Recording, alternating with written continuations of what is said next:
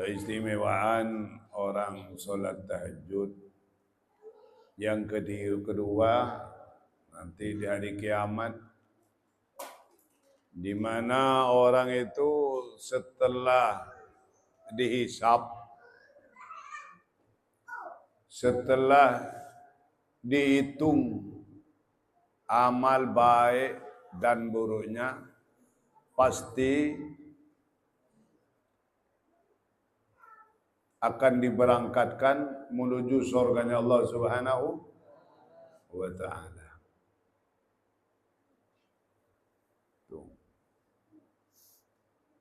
Nanti di hari kiamat manusia itu berkumpul di padang mahsyar.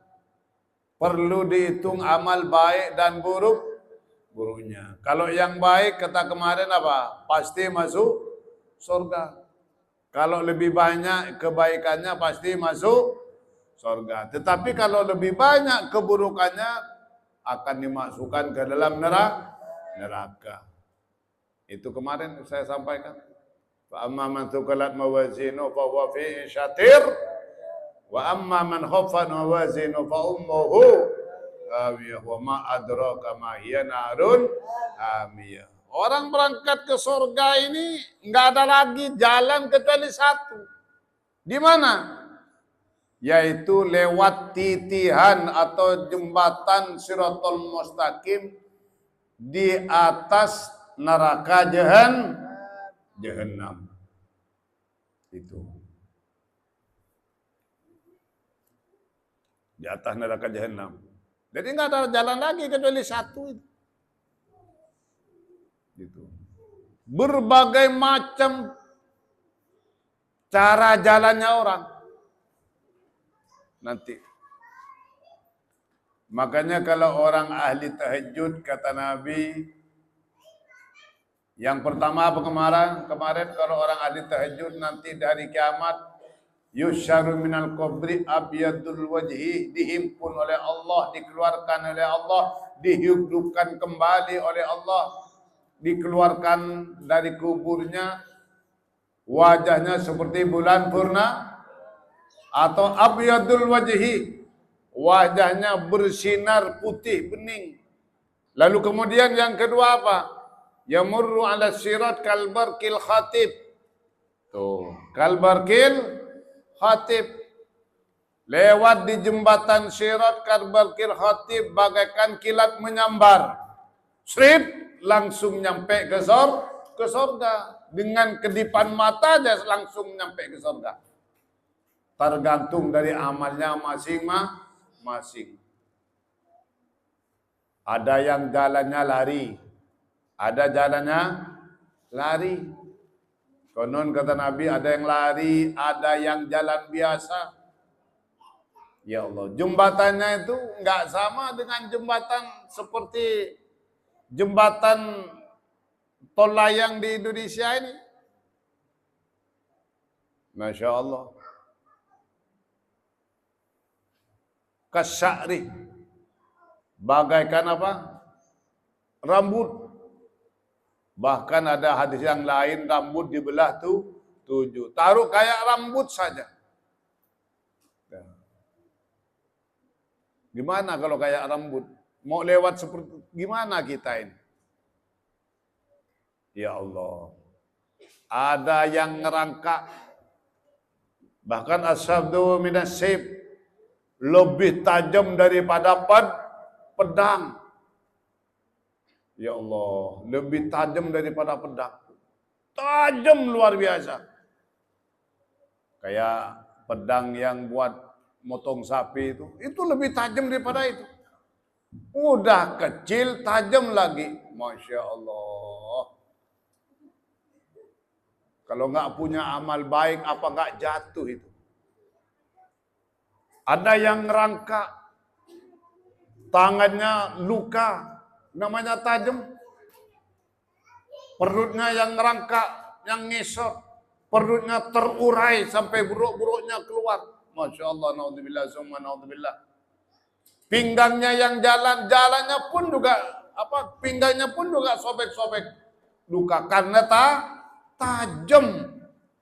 Ya Allah, jalannya lurus naik lurus ke atas, menanjak dan menurun. Masya Allah. Setiap tikungan pasti ada pos-pos malaikat, berbagai macam pertanyaan, segala pola hidup ini akan ditanyakan di situ. Ya Allah, tentang ilmu kita, tentang amal kita, tentang kehidupan kita, tentang harta kita, tentang tempat tinggal kita, masa muda kita, dan lain sebagainya dan semacamnya, semuanya ditanya. Nah, kalau selamat sampai menuju surganya Allah Subhanahu wa Ta'ala, tetapi kalau nggak selamat di situ jatuh. Nah, jatuhnya bukan ke air, bukan jatuh ke air, ke api neraka. Api neraka yang disebut neraka Jahannam. Ya Allah, ngeri. Apa yang disebut Siratul Mustaqim? Yaitu jisrun mamdudun fauqa Jahannam. Titihan yaitu terbentang di atas neraka Jahannam. Itu. Panjangnya seperti apa sirat itu? Dalam sebuah hadis perjalanan 500 tahun. Panjang sekali.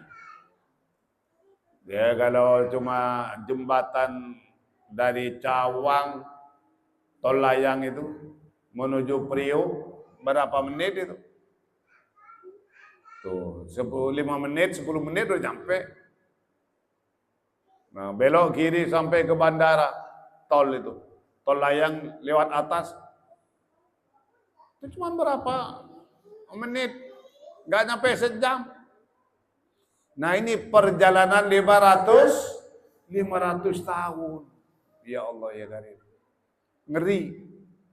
Amat sangat ngeri. Ada konon orang itu nggak mau.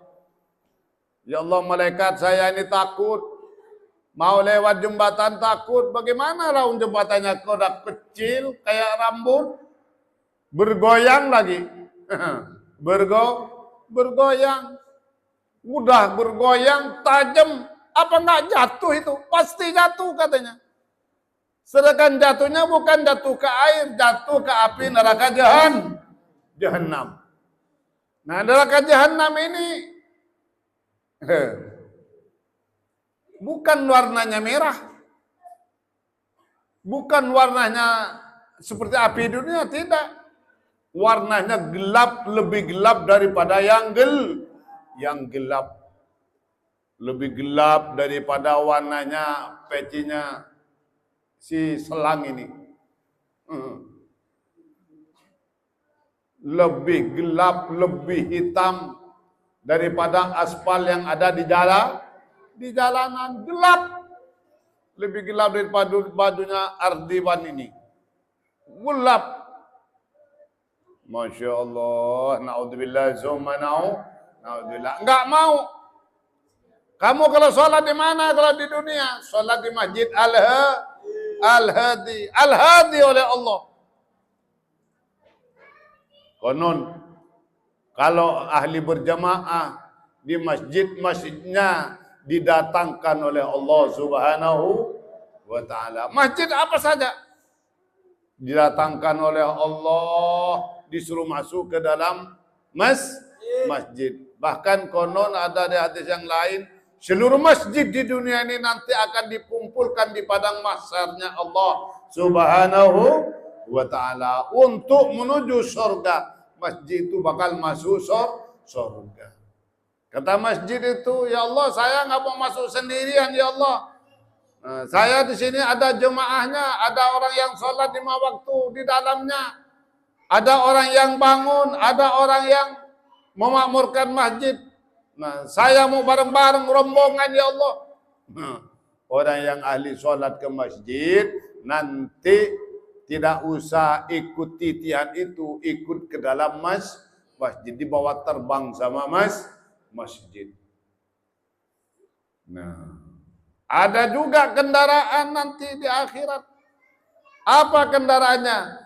Orang yang pernah berkorban waktu hidup di dunia. Kalau diterima korbannya nanti akan didatangkan oleh Allah bikuruniha wa atfariha wa as'ariha, lengkap dengan warna bulu-bulunya yang ada tanduk-tanduknya. Nah, apa korban kamu? Sapi, sapinya didatangkan oleh Allah.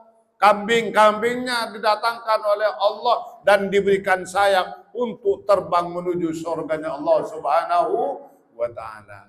Jadi enggak usah capek-capek lewat jembatan itu. Ikut kendaraannya. Makanya yang disebut korban ini adalah kendaraan akhirat menuju surganya Allah Subhanahu wa taala. Itu ujian yang amat sangat luar biasa besarnya yang lewat di jembatan Shiratal Mustaqim. Tapi bagi orang yang di dunia ahli salat tahajud, yamurru ala sirat kal barqil khatib, lewat di jembatan Shiratal Mustaqim bagaikan kilat menyambar, srit langsung nyampe ke surganya Allah Subhanahu wa taala. Itu. Bagi siapa itu? Yaitu orang yang ahli tahajud.